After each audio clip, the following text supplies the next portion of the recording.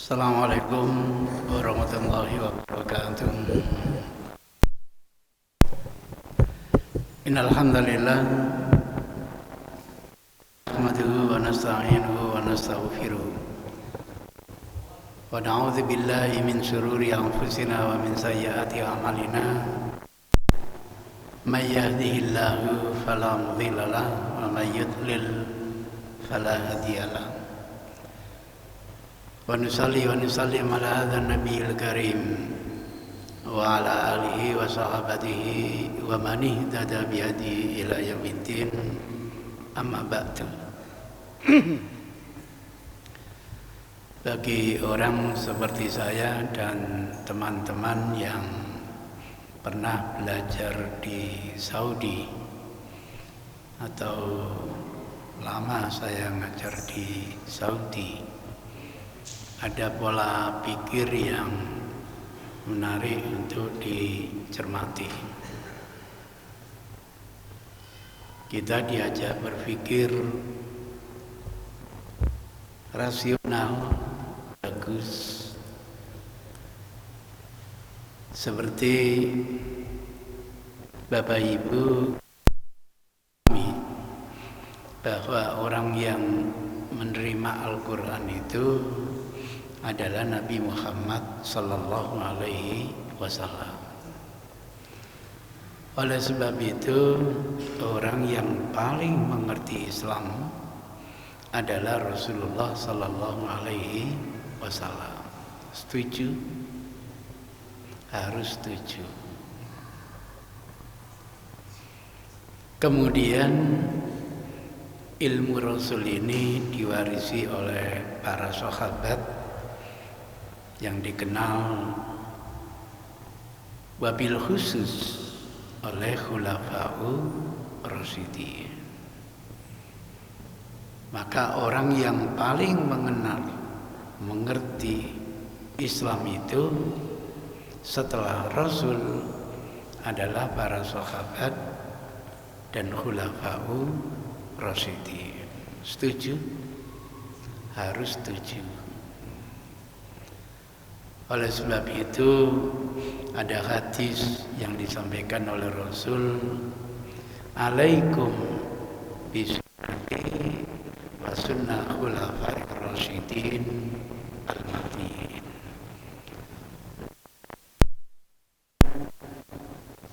Mengikuti sunnahku dan sunnah khulafa'ir rasyidin. Adu alaiha bin nawajid, gigit dengan gigi taringmu, ini bahasa simbolik, supaya berpegang erat-erat, jangan sampai melepaskannya. Setelah itu ilmu Rasul ini diwarisi oleh generasi tabi'in.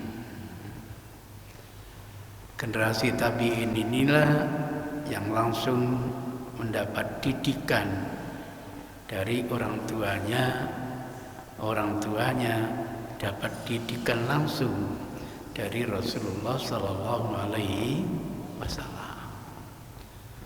Maka orang yang paling mengerti Islam itu setelah Rasul, setelah para sahabat adalah generasi tabi'in. Setuju?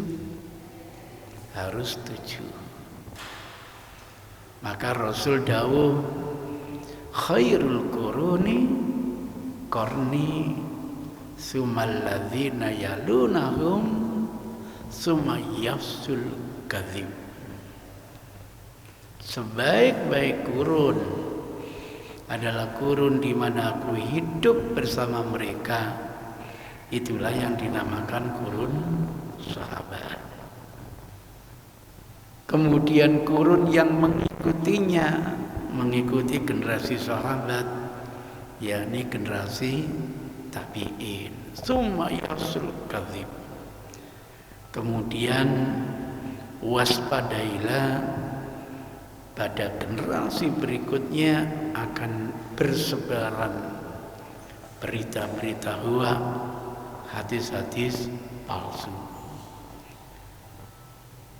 Nah, generasi sahabat dan generasi tabi'in inilah yang dinamakan salafus saleh. Apa yang diprediksikan Rasul jadi kenyataan. Bab hadis-hadis isyari itu bagian dari wahyu. Banyak sekali prediksi Rasul yang dulu ketika kita hidup bersama Rasul tampaknya tidak mungkin terjadi. Tapi karena ini prediksi Rasul, pasti akan jadi kenyataan. Bayangkan kalau kita hidup bersama Rasul, kok ada ungkapan Rasul besok itu akan ada anak yang mencaci maki orang tuanya sendiri. Ini tidak terfikir oleh sahabat. Mana mungkin ya Rasul, anak yang dilahirkan dengan susah payah akhirnya berani mencaci orang tua. Kira-kira sekarang sudah terjadi atau belum? Banyak terjadi. Anak memperkarakan orang tuanya sendiri ada. Bahkan anak yang membunuh, mengusir orang tuanya juga ada. Maka pada generasi tabi'in inilah bermunculan orang-orang Yahudi yang memasukkan hadis-hadis Rasulullah Sallallahu Alaihi Wasallam. Sampai ada seorang Yahudi pada zaman dinasti Abbasiyah berhasil ditangkap, dieksekusi lantaran memasukkan banyak hadis. Sebelum dihukum pancung, memberikan kesaksian, laqad wada'tu fikum asra alafi hadis. Saya telah memasukkan buat kalian 10.000 hadis. Masya Allah. Dalam pengantar buku saya studi hadis palsu ditemukan ada 1434 orang Yahudi yang berhasil memalsukan hadis-hadis Rasul. Enggak tanggung-tanggung. 1434 orang. Rinci di abjad, mulai alif sampai iya, nama-nama para pemalsu hadis. Maka kalau kita hidup zaman Rasul, mohon maaf, pada waktu zaman Imam Bukhari yang hidup tahun 265 pertengahan abad ketiga, beliau punya pernyataan, hafidtu mi'a alfi hadis sahih wa mi'atai alfi hadis ghair sahih. Saya mempunyai hafalan 100.000 hadis yang sahih, dan saya juga punya hafalan 200.000 hadis yang tidak benar. Lebih banyak yang palsu atau yang sahih? Yang palsu. Orang Yahudi bukan hanya membuat hadis, mempopulerkan, waduh, sehingga kita masyarakat Muslim ini lebih mengenal hadis palsu ketimbang hadis yang sahih. Dipublish, diumumkan sedemikian rupa. Ya samalah kalau sudah dekat-dekat pilkada, waduh, berita hoax itu sudah luar biasa menguasai dunia informasi. Itu ceritanya, itu strategi untuk menghabisi umat Islam, karena mereka mengobok-obok Quran tidak bisa, hadis yang diobok-obok. Mereka sadar apa artinya umat Islam punya Al-Quran, tapi mereka tidak punya hadis. Mandul, tidak akan bisa diamalkan.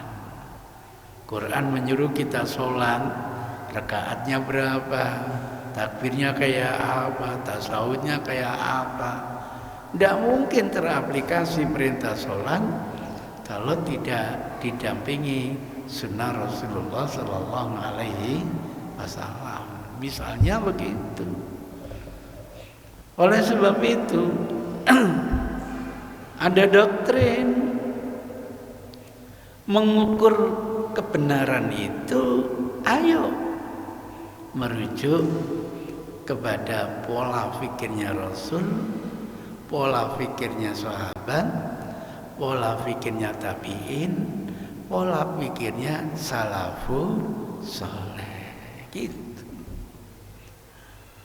Yang dipentingkan Islam itu bukan baiknya, yang dipentingkan adalah benarnya, sesuainya, cocoknya dengan tuntunan Al-Quran dan hadis.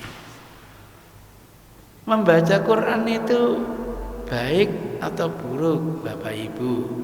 Pasti jawabannya baik. Tapi ketika kita sedang ruku, biar rukunya lama, ditandai dengan baca Quran, benar atau tidak? Tidak benar. Itu ceritanya. Baca Quran baik. Ketika sujud, biar lama sujudnya, menghatamkan 1 juz misalnya, benar atau tidak? Tidak benar. Karena ditemukan tuntunan, inni nuhitu, kata Rasul, aku dilarang tentu oleh Allah Subhanahu wa taala an aqra al-Quran, untuk membaca Quran raki'an au sajidan, saat aku sedang rukuk dan saat aku sedang sujud. Dalam rukuk, fa'azzimu rabba azza wa jalla, agungkan Allah Subhanahu wa taala. Bacaannya subhana rabbiyal azim. Adapun waktu sujud, perbanyak untuk berdoa, layak doa itu akan diijabahi oleh Allah. Itu ceritanya. Jadi dalam Islam itu bukan baiknya, tetapi apa? Benarnya. Sepakat? Harus sepakat. Nah, kalau sudah keyword ini sudah difahami, pola pikir ini sudah difahami, sekarang diajak diskusi. Kita ini punya acara halal bi halal. Pertanyaannya, baik atau buruk? Pasti baik. Pasti udah. Apa yang kita anggap baik ini pernah enggak dicontohkan oleh Rasul? Jawabannya tidak.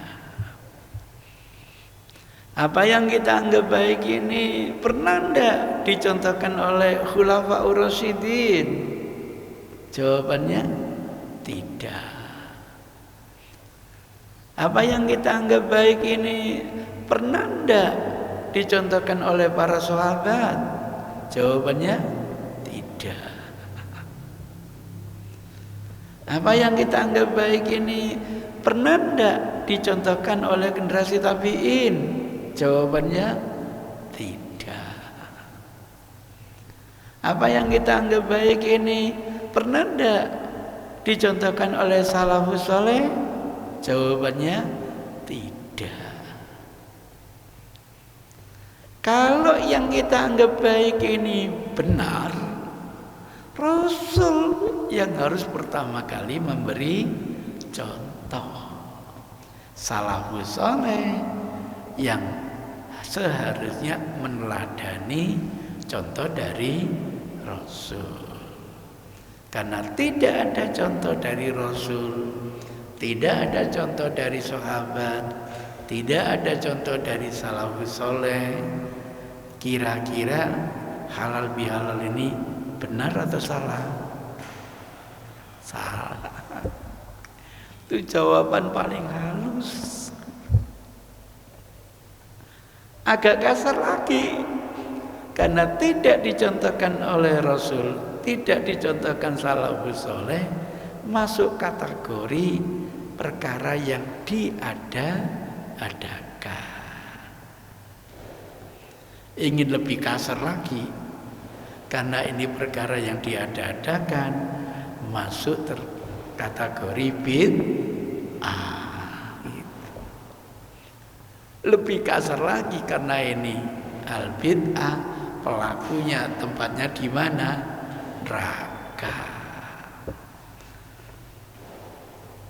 Waktu hari raya kemarin ada halal bihalal di sini? Ada. Berarti pelakunya tempatnya di mana? Neraka. Gitu. Asik. Yang enggak legowo ngomong gitu. Aku enggak cocok. Monggo, ini lagi seminar gitu.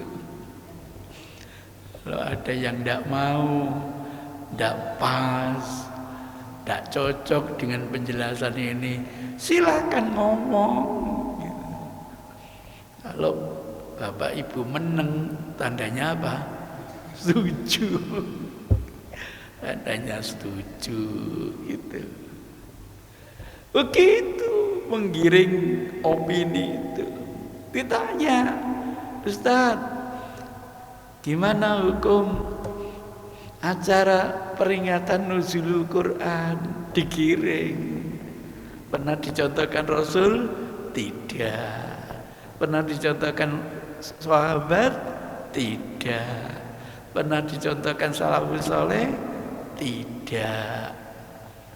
Kalau yang kita anggap baik ini benar, mereka lah yang pertama kali harus memberi contoh. Karena tidak ada contoh, termasuk perkara yang diada-adakan. Karena diada-adakan, masuk perkara apa? Bid'ah. Karena bid'ah, pelakunya di mana? Neraka. Gitu. Monggo yang punya opini. Setuju? Loh, kok menang? Gitu. Kalau diskusi dengan anak buahnya repot, emosi saja, maunya benar sendiri, sukanya nyalakan orang lain gitu. Tapi kalau diskusi dengan tokohnya enak.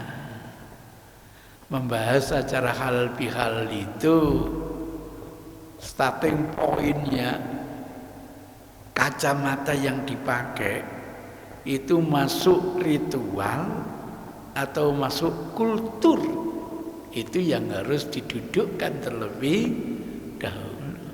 Pasti jawabannya ritual. Karena hadisnya setiap amalan yang tidak sesuai dengan tuntunan kami berarti tertolak. Nah, karena kacamatanya ritual, sudah benar pola pikirnya, harus ada payung hukum. Kalau nggak ada payung hukum, termasuk perkara yang diada-adakan. Itu yang harus didiskusikan. Jadi yang satu kacamatanya ini ritual, teman diskusinya ini kultur, yang nggak bakal ketemu diskusinya gitu. Nah, sekarang kita anggap ritual. Kira-kira layak ndak halal bihalal itu dimasukkan ritual? Ndak mungkin lah. Karena ritual itu selalu dibatasi ruang dan waktu. Jangan sampai tahiyatul masjid di rumah. Gara-gara ada hadis sebaik-baik sholat sunnah dikerjakan di rumah. Ya tidak mungkin. Tahiyatul masjid ya tempatnya di masjid. Kasihan yang menamakan musola itu. Kan tidak ada tahiyat musola. Misalnya begitu. Mau sholat duha di malam hari, ya tidak mungkin lah. Dibatasi ruang dan waktu. Sementara halal bihalal dibatasi ruang waktu? Tidak. Mau pagi hari boleh apa tidak? Boleh. Siang hari? Boleh. Malam hari? Boleh. Diikuti non muslim boleh tidak? Boleh. Kalau ritual boleh apa tidak? Tidak boleh. Nah, kacamatanya ini yang harus diperbaiki. Anda melihat kacamatanya ritual, kesimpulannya begitu, ya sudah benar gitu. Tapi halal bihalal dipandang lewat kacamata ritual, tidak benar. Kalau ini bukan ritual, berarti ini masuk apa? Kultur. Lah, kalau kultur, tidak usah tanya dalilnya, haram. Kultur kok ditanyai dalilnya? Tidak boleh tanya dalilnya ada itu. Pernah dicocokkan Nabi apa enggak? Tidak benar. Kalau ini sebuah kultur, dikawal. Benturan enggak dengan aspek teologis? Benturan enggak dengan ususut tasrih?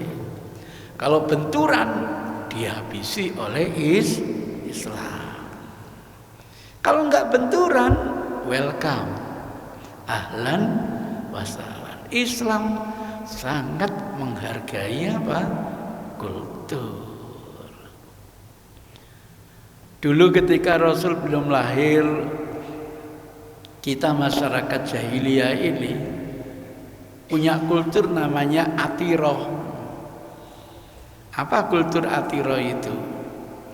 Kalau diantara kita punya unta betina melahirkan anak yang pertama kali, tidak boleh dibisniskan.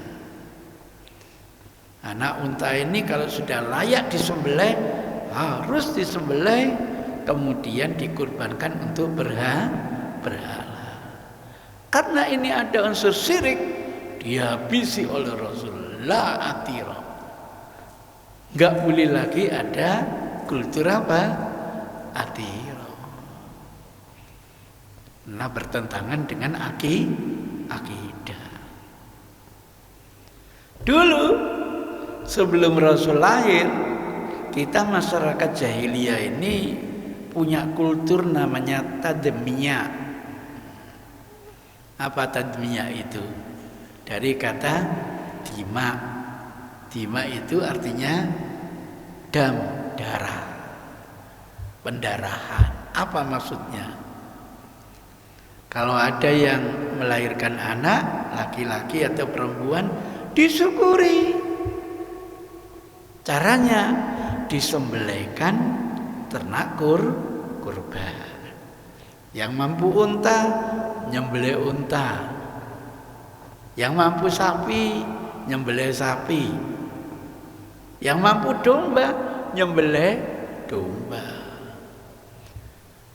Nah, darahnya ini ditaruh di tempayan, di baskom. Darah binatang yang disembelih ini. Setelah itu apa?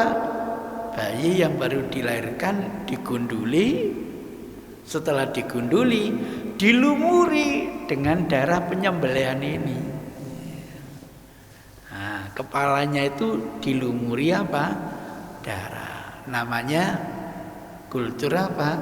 Tadmiyah. Rasul datang membawa syariat Islam. Melihat kultur jahiliyah ini direspon positif. Maka kultur itu jadi syariat. Namanya berubah, bukan tadmiyah lagi tapi akikoh. Disembelihkan cuma karena darah ini najis, kotor, diganti oleh Rasul dengan zafaron. Begitu. Itu hebat Islam itu. Kedua putri saya waktu lahir juga begitu. Saya gunduli, kemudian saya parutkan kunyit itu, saya peres, airnya itu saya usapkan ke kepala bayi itu. Masya Allah. Bapak Ibu kalau melihat rambut putri saya kayak sanslik begitu.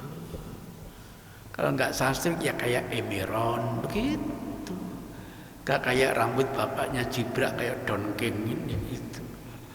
Makanya panjang dikit gundul, panjang dikit gundul, kalau enggak keribu gitu.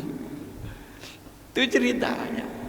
Adik saya yang dokter itu saya kasih cerita karena katanya sahih, diteliti.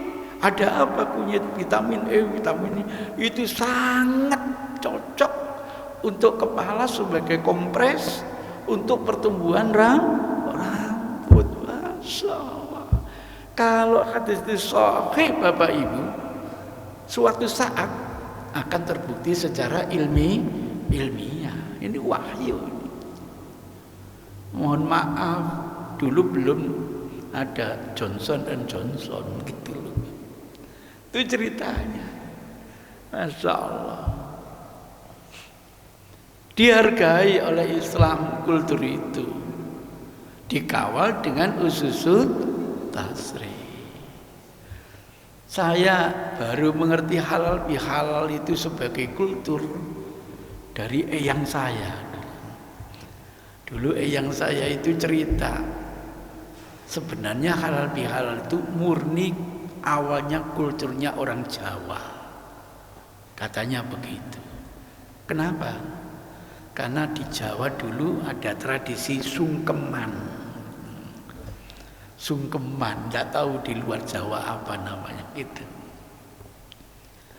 Jadi hari raya itu yang kecil mendatangi yang lebih tua untuk apa? Sungkeman. Kakaknya duduk, adiknya sambil apa itu? Ya kayak posisi sujud itu sungkeman gitu. Duduk iftiros ya, sungkeman.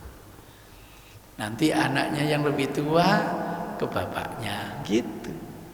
Lah kasusnya yang terjadi, si adik kecil ini ke kakaknya ndak ada. Kemana? Ke bapak. Dikejar ke rumah bapak, ndak ada. Kemana?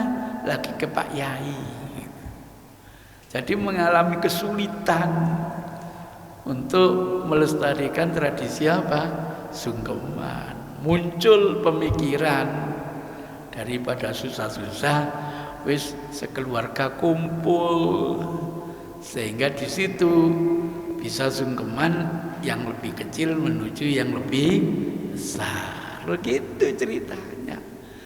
Dulu masih skupnya keluarga kecil, berkembang keluarga besar, masjid, apa ini namanya? Al-Ikhlas. Masya Allah, ribuan orang. Dalam sekup keluarga saja saya terkejut. Karena saya bukan anak kandung tapi anak mantu. Ikut ini bani ini bani ini bani ini. Masya Allah. Iya, karena dulu memang keluarga besar.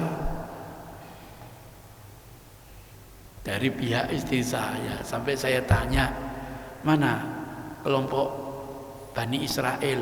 Kauno. Itu ceritanya, Masya Allah. Maka adanya hal bial itu hanya orang Jawa dulu gitu. Karena orang Jawa banyak yang kawin dengan Sunda, kawin dengan Palembang, kawin dengan Medan. Jadi akhirnya kultur nasional.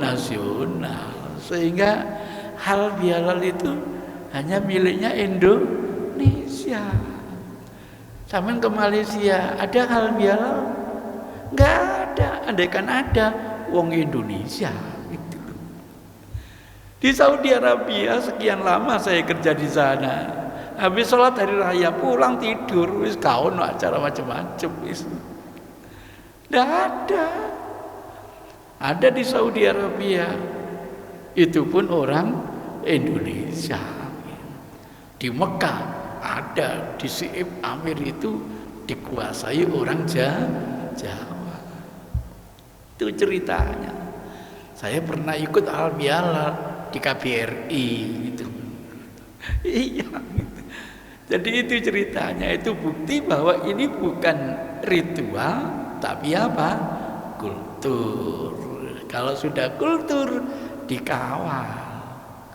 Di Tuban sana itu, di Tuban ada kultur. Kalau halal bihalal itu ditandai dengan minum-minum, boleh apa tidak? Tanya dulu minum apa gitu. Kalau minum air putih, ya ndak apa-apa. Tapi kalau minum cokre, nah ini yang harus dihindari. Di Bojonegoro, wilayah binaan kami ini, di gunung ini, entah itu wilayah apa, desa apa namanya itu. Ketika hari raya saya di sana itu ada kultur tandaan. Ngerti tandaan? Ngeremo. Gitu. Apa? Wah, kurang tahu itu. Sana istilahnya tandaan. Boleh enggak ditandai dengan tandaan? Boleh. Ada payung hukumnya kok. Kalau kita hidup zaman Rasul, itu yang namanya orang-orang Habsyi itu sukanya tandaan gitu. Dulu kita punya hafalan dalam hadis yarkusun. Kalau hafalan dulu rokoso yarkusu brigden. Jadi tandaan boleh. Cuma kasusnya nakal Pak Lurah ini. Yang diajak tandaan mahasiswi saya. Ini yang tidak boleh, Pak. Maka saya sarankan Pak Lurah kalau tandaan jangan sama mahasiswi saya. Sama istri sampean sendiri. Jadi dikawal dengan ususutas tasri. Mana yang tidak benar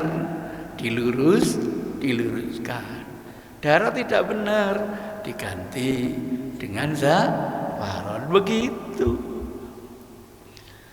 Ketika kita hidup bersama Rasul, kultur kita surat menyurat secara internal min Muhammadin ila mu'ad biyaman assalamualaikum bla bla bla wassalam, selesai.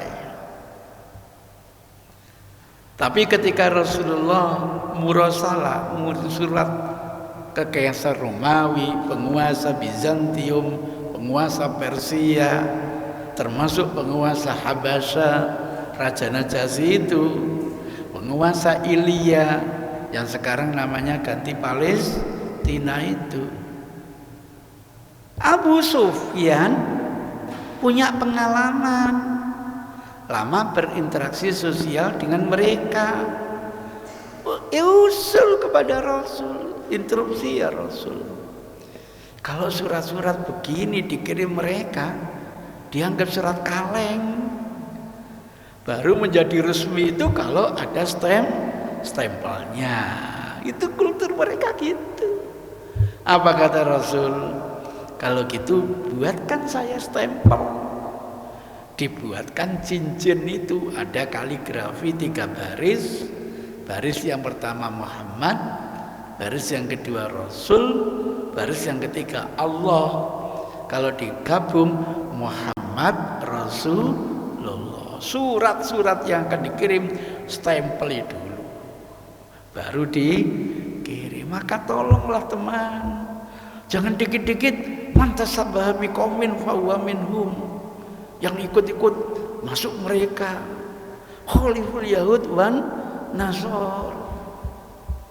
Jangan dikit-dikit dalil gitu. Nanti orang Yahudi pakai HP, masa kita tidak boleh pakai HP? Orang Yahudi belajarnya pakai bangku, masa kita tidak boleh pakai bangku? Sampai kita marah-marah, ini madrasah diniyah. Itu film Sang Pencerah itu. Jangan dikit-dikit menggunakan dalil itu. Ada ndak aspek teologisnya yang harus dipetani di situ? Masa orang Yahudi naik kereta, kita ndak boleh naik kereta? Gitu. Indah bila ngaji hadis itu dipahami tidak parsial, tetapi secara komprehensif. Pemahamannya menjadi holistik, enak. Oh, hadis itu penggunaannya secara proporsional seperti ini. Mudah-mudahan itu cara pikir. Ada lagi, awalnya ketika kita bersama Rasul dakwah siri dan jahri di Mekah, kemudian hijrah ke Madinah, laki-laki ketemu laki-laki, bukan salaman. Tapi apa? Berpelukan gitu. Jadi begitu. Selama saya dinas di Saudi ya gitu, ketemu teman berpelukan, blak begitu. Hampir tidak pernah salaman gitu.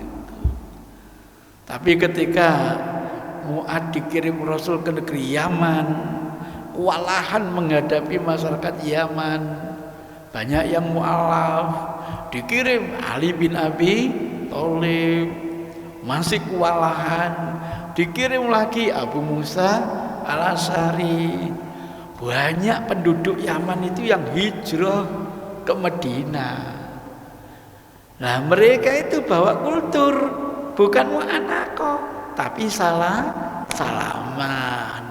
itu. Direspon oleh Rasul, tidak apa-apa, salam tidak apa-apa, malah ada hikmahnya, Masya Allah. Sehingga kita mau salam, mau berpelukan juga silakan. Sangat responsif. Islam sangat menghargai apa? Kultur. Hati-hati kalau kultur itu nanti berseberangan dengan akidah, berseberangan dengan syariah. Begitu. Kalau starting pointnya kultur, kalau gitu halal bihalal ini baik atau tidak? Baik. Benar atau tidak? Benar. Gitu. Jadi tidak perlu tanya dalilnya, udah. Begitu. Kalau kita ingin diskusi, Anda pakai kacamata apa dulu? Teman diskusi pingin tekstual, lah kita pakai kontekstual, nggak bakal ketemu gitu. Kenapa? Beda kacamatanya. Seperti itu peringatan nuzulul Quran. Anda anggap ini ritual atau kultur, itu dulu. Kalau ritual harus ada payung hukum. Kalau kultur tidak perlu payung hukum. Sewaktu di Saudi, pengalaman habis hari raya mulai, bahkan kadang-kadang ngantor, Pak. Saya cerita kepada teman-teman Saudi, kalau hari raya begini ini di negara kami Indonesia ada acara namanya halal bihalal. Kif ra'yak? Bagaimana pendapatmu? Jawabannya haram. Itu. Kenapa haram? Dalilnya hadis sahih. Dua muslim apabila berhadapan dengan menghunuskan senjatanya, keduanya di tepi neraka. Kalau terjadi pembunuhan, yang terbunuh masuk neraka. Apa enggak salah ya Rasul? Enggak. Kenapa ya Rasul? Karena yang terbunuh sudah punya niatan membunuh teman-temannya. Lah punya niatan membunuh teman aja sudah masuk neraka. Lah pembunuhnya lihat dulu, kadang-kadang tobat. Bisa tobat. Itu ceritanya. Jadi persepsi halal bihalal itu apa? Ayo bele-belean gitu loh. Darahku belen, darahmu tak beleh gitu loh. Ya haram gitu.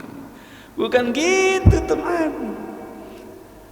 Yang dimaksud halal bihalal di Indonesia itu hari raya gini ini kumpul keluarga, makan bersama, kemudian ya kadang-kadang dikasih tausiah, kadang-kadang maafkan, saling memaafkan.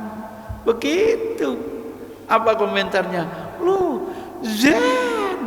Begitulah saya dipanggil zen. Artinya bagus gitu. Iya. Karena mereka persepsinya kacamatanya halal bihalal itu bunuh-bunuhan. Ya haram lah. Tapi kalau dibungkus dalam acara silaturahim enak gitu. Dan kalau dengan istilah halal bihalal itu bid'ah, ganti aja istilah silaturahim. Kok repot gitu. Silaturahim mau sesama saudara, mau sesama umat, baik muslim dan non muslim, nggak ada masalah. Berinteraksi sosial bukan hanya untuk internal umat Islam, tapi juga untuk seluruh umat kita ini harus jadi rahmatan lil alamin. Tentu dalam batas-batas tertentu. Kapan kita bertoleransi beragama, kapan lakum dinukum waliyadin, ada batas-batasnya. Tuh ada pertanyaan, monggo silakan. Silakan. Ya karena nggak sesuai dengan contoh bid'ah. Dalam Islam itu Bapak Ibu, apa yang awalnya haram, hukum itu bisa berubah. Al-hukmu yaduru ma'al ilah. Hukum itu bisa berubah. Karena ini dianggap wilayah darurat, apa yang dulu diatur Rasul boleh dirubah. Itu loh. Sama dengan babi itu haram, betul. Tapi kalau dalam kondisi darurat, tidak ada makan kecuali itu, dan kita kalau nggak makan berbahaya, boleh apa tidak Pak? Boleh. Sehingga membuat semacam ini karena kita masih menganggap sekarang kondisi apa? Darurat. Sama dengan ini Pak, nggak boleh Pak sholat pakai masker. Ini namanya talasum. Tradisinya orang Arab itu maskeran Pak. Bayangkan kalau sampai hidup di Saudi, padang pasir seperti itu, wah bahaya kalau tidak pakai masker. Dalam sholat tidak boleh pakai apa? Masker. Wanita aja yang biasa pakai cadar waktu sholat boleh tidak pakai cadar? Tidak boleh. Waktu hajian pakai cadar boleh tidak? Tidak boleh gitu. Tapi karena kita merasa dalam kondisi darurat, yang diharamkan berubah jadi apa? Boleh. Begitu Pak. Jadi hukum itu bergantung pada ilahnya, bergantung pada kondisinya. Al-hukmu yaduru ma'al ilah. Itu ceritanya. Jadi kalau saya ke masjid, saya lihat jaraknya sampai 1,5 meter Pak. Itu jangan dikatakan, nanti banyak setan lu, jangan. Mungkin takbir melihat bahwa di sini masih terlalu rawan untuk Jumatan Ustadz, karena banyak pendatang kami perlakukan begini. Tapi kalau enggak Jumatan Ustadz, karena yang datang hanya lingkungan kami tidak berbicara. Begitu. Jadi takbirkan yang lebih ngerti gitu. Maka tolong kalau gini, ini tidak sesuai dengan protokol Rasul. Ya bener, protokol Rasul enggak seperti ini. Tapi karena dihukumi darurat, sekarang jadi apa? Boleh. Maka kalau ada Pak Yai di mobil itu mengatakan sholat lepas, habis sholat pakai lagi. Nah, itu berarti Pak Yai ini menganggap tidak masuk wilayah darurat. Gitu. Kalau menganggap wilayah darurat, gunakan masker untuk kemaslahatan Anda dan untuk orang lain. Itu bergantung, Pak. Bergantung. Maka saya hadir melihat aturan takbir beberapa masjid ada yang masih berjarak, beberapa masjid ada yang tidak berjarak. Saya ngikuti sebagai tamu. Monggo. Ya, terima kasih. Hadisnya sahih, Pak. Jangan ada buka, jangan ada longgar. Kalau ada longgar nanti ditempati setan. Tapi teman saya salah paham, Pak. Loh, kalau hadisnya sahih ya alhamdulillah. Setan ikut sholat berjamaah. Ngono, Pak. Gagal paham. Setan datang bukan ikut sholat jamaah, Pak. Ganggu orang sholat. Mungkin waktu sholat jenazah itu dianggap alah duwilu ae kok, mungkin begitu. Sehingga wis gak apa-apa rapet wong duwilu ae kok. Wallahu alam. Mestinya itu mbok ya konsisten di masjid begini, di pasar mbok ya begini po gitu. Di pasar kok ya gak ono apa-apa, di masjid kok banyak setannya gitu. Itu ceritanya. Mudah-mudahan ini segera berlalu, kita bisa menikmati sehingga imam itu bisa ngomong tarasu, bisa rapatkan. Sekarang gak iso ngomong ngono. Kasihan para imam, paling luruskan saja gitu. Nggak berani luruskan dan rapatkan, nggak berani gitu. Mudah-mudahan segera berlalu, kita bisa menikmati sholat sesuai dengan protokol Rasulullah Sallallahu Alaihi Wasallam. Rabbana atina fid dunya hasanah wa fil akhirati hasanah wa qina adzabannar. Wa sallallahu ala Muhammadin nabiyil ummi wa ala alihi washabihi wasallam. Walhamdulillahi rabbil alamin. Billahi hidayah wa taufiq. Wassalamualaikum warahmatullahi wabarakatuh.